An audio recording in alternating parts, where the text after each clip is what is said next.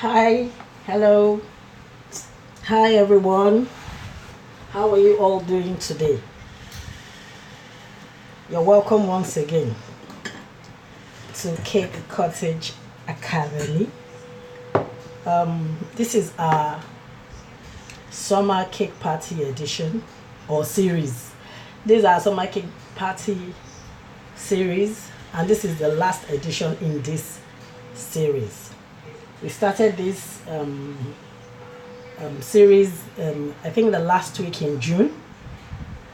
That is the last Friday in June till today, which is the last Friday in July. Today is the last edition in this series. I'm going to take a break, but during the break I'll be doing videos of how you can do so many things, which I'll be dropping on my page, so you can keep your notifications on so that you don't miss any of those videos. And I shall be resuming in August with another series.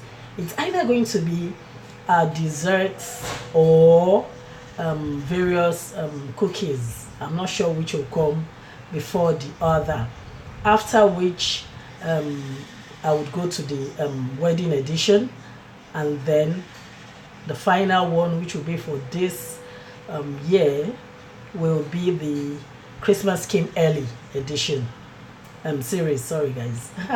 Series. But for today, before I go on with today's what we're doing today, I want to welcome everybody. You're welcome. If it's your first time, you've not missed anything. Yes, you may have missed the live cake party, but you can still watch all the cakes, the videos of the cakes we made on my YouTube channel, which is up in my bio. So please go there and watch them. Please subscribe, turn on your notifications, as I'll be throwing things in there. So today, which is the last edition in this series, we're going to be making yogurt chiffon cake. Yomi, if you're here, I want to thank you, because this cake used to be a nightmare for me, because I made them severally and they kept collapsing. And Yomi of Nibbles Catering was the one that helped my ministry, and I got it right. So I developed the yogurt version, simple to make as well, except of course for the collapsing part of chiffon cakes. Oh my word, it can be frustrating. But Yomi gave me one secret which works well, which I would share with all of you. So let's get started. For the first part of this yogurt chiffon cake, what we'll be needing is our yolk, sugar, yogurt, oil, and then our cake flour. To make cake flour isn't difficult at all. So it's not the normal plain flour, but it isn't difficult to get. So if you are in that part of the country or any part of the world where you don't readily get cake flour, you can make them by yourself. Just measure out a cup of flour, take out a tablespoon of flour and replace with a tablespoon of corn flour or corn powder or corn starch, and that is your cake flour right there. If you need to measure quite a lot, then measure the number of cups you need. Maybe like you want to do 10 cups, measure 10 cups of flour, take out 10 tablespoons of flour and replace with 10 tablespoons of corn flour or corn starch. That is how easy it is to make your cake flour. So that's being told, we're done with that.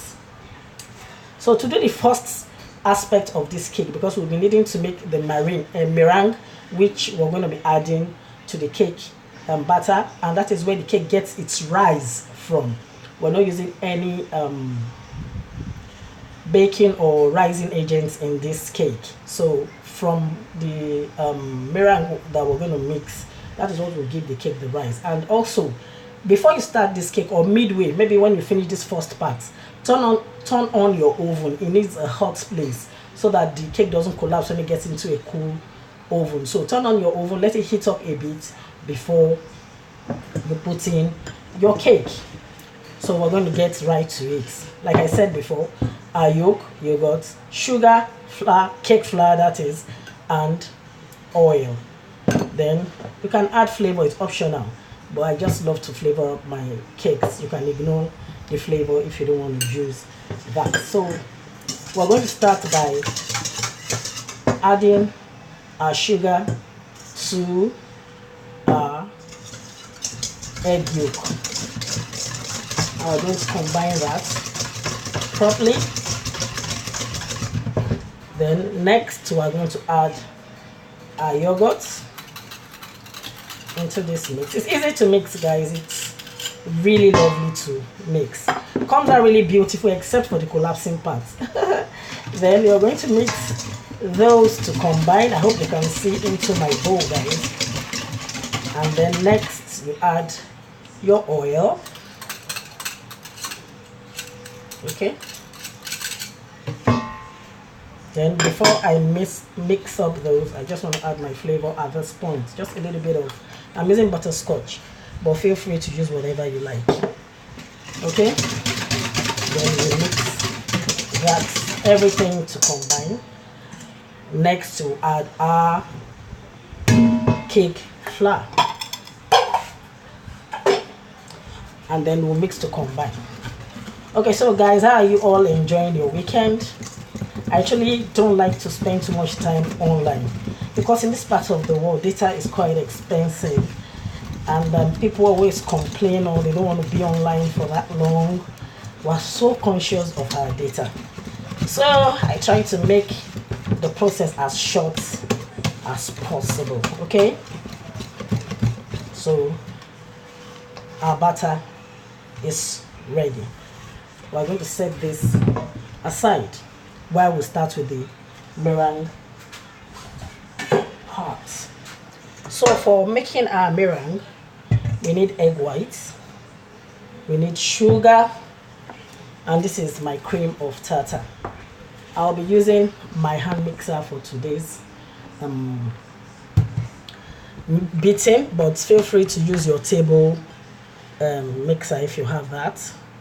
And if you have enough strength, then you can use your hand whisk. Okay, so we'll start by beating this. This takes a bit of process, so I want to get right into it. So I'm going to beat this on high.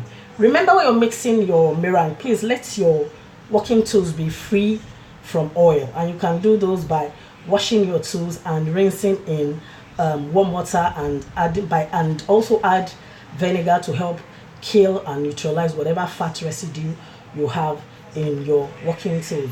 Preferably use stainless steel like this. Avoid using plastic plates or bowls that you may have used for things that have oil, because it's really difficult to get oil off plastic. Okay, so we're going to beat this on high. If you're using your table mixer, use your ball tool, that's your whisk tool, to beat. But if you're using your hand mixer, you can use this. Okay, we're going to beat this on high for about 2-3 minutes to break down the egg yolk and get a frothy consistency. Okay.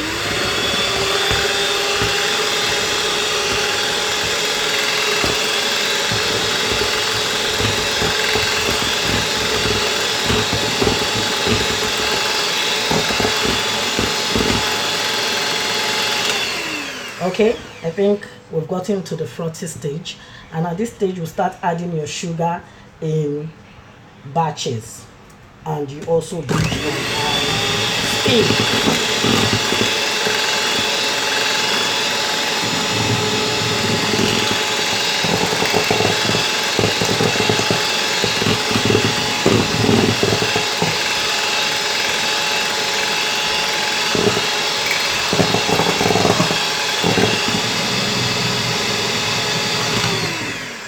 Okay, I'm going to stop at this point to add my cream of tartar.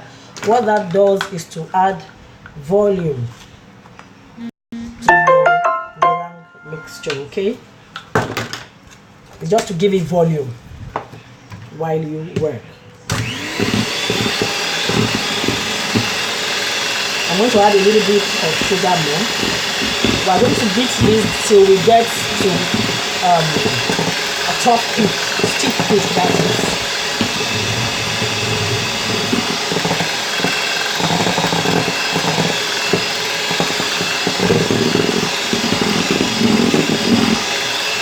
You keep adding your sugar as you beat until you get stiff.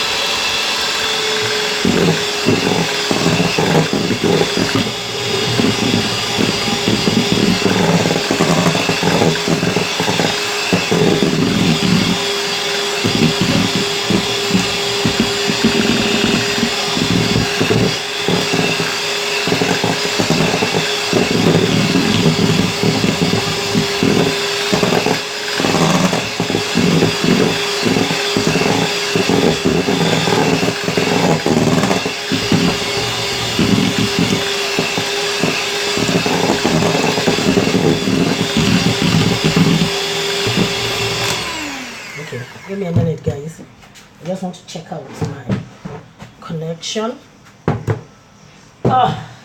Okay. Okay, so I'm back.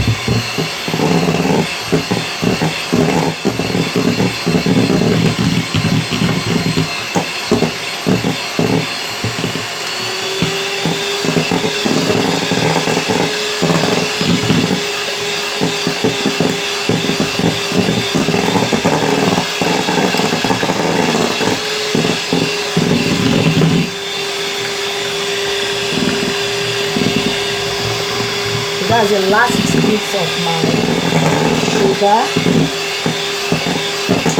I'll keep beating until I get to stiff eggs.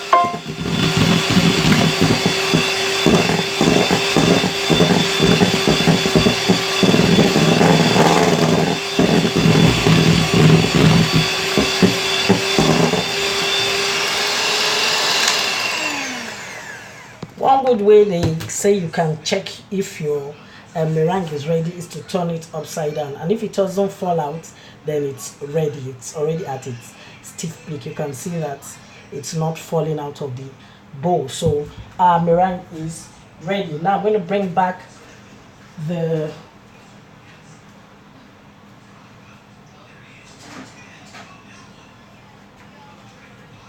sorry guys, I had to go get a tool. Now I'm going to bring back my batter that I had mixed previously. So I'm going to mix it up once again, and then I'll take 1/3, just a bit of my meringue. This is to loosen up the cake batter before we add the final one. You can use your spatula for this process, or you can just gently fold in your meringue into your cake batter. Okay, this cake gets its rise from your the meringue. So do a good job of beating it till it gets to a stiff peak. Okay, you see how I'm using my whisk, but I'm doing it gently. Okay, so I'm going to add another part of my egg meringue mixture. Try as much as possible not to over mix and not deflate the egg batter. That's the meringue, because that is what will give your cake its rise. Okay,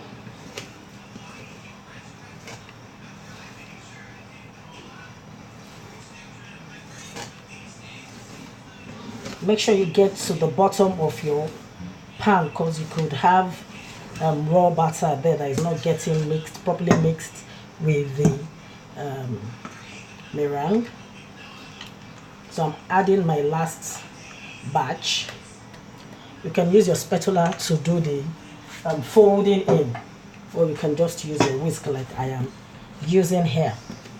Okay,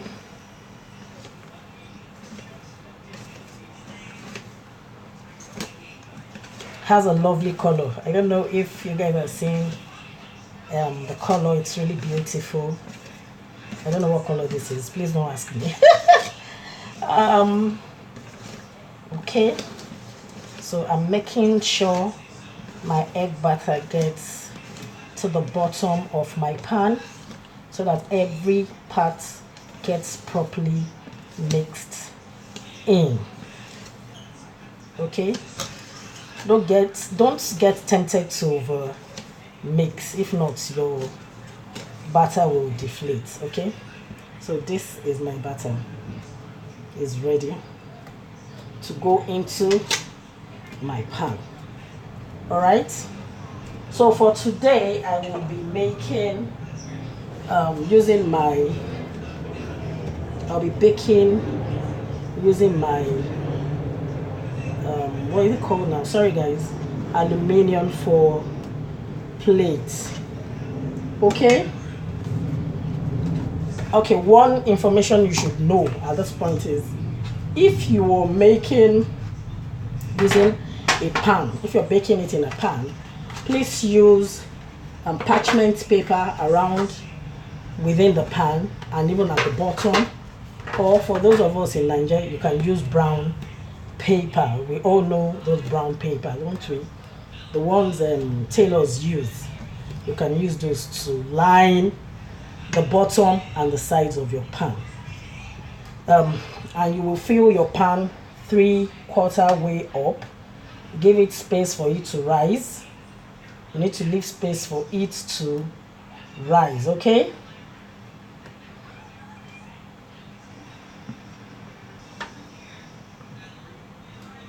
so I'm filling my pans now. And if you're using regular pan to bake this, make sure you're filling 3/4 way up. Make sure your parchment paper you're using to line comes out above the pan, extending out with about an inch or 2 inches higher than the pan, because the cake really rises well if baked properly. Okay,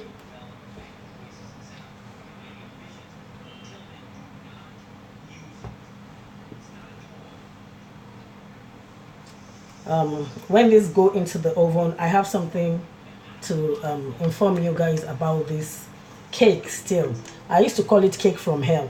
If you're here, I'm sure you're laughing right now. I used to call it cake from hell because it gave me so much stress to get it sorted out. All right,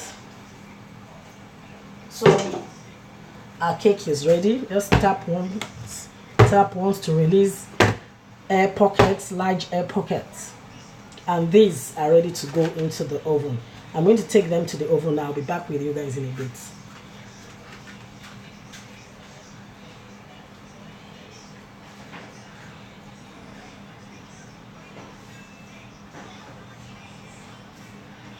You guys can hear my oven beeping. Yeah, I have put it on to keep it a bit hot.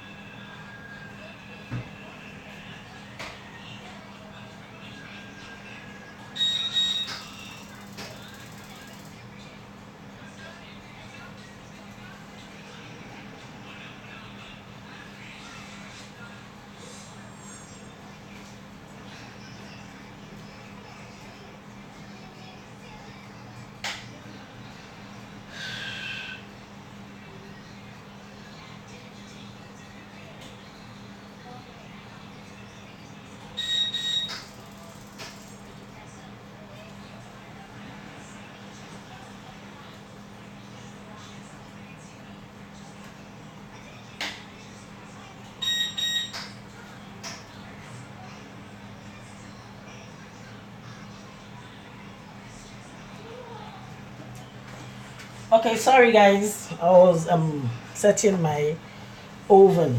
Okay, so one secret you need to know about this cake is this. One, if you're using regular pan, please line, after maybe creaming your pan with butter or oil or whatever you're using to cream it, line your pan with parchment paper, both side and bottom, or you could use brown paper if that is what is available to you to use. Also, immediately this cake comes out of the oven, this was the secret Yomi of Neighbors Catering gave me. Immediately it comes out of the oven, please invert on your on whatever you're using to cool your cake rack. Invert them over your cake rack and allow to cook completely. This step is very, very important. Very important. You cannot miss it.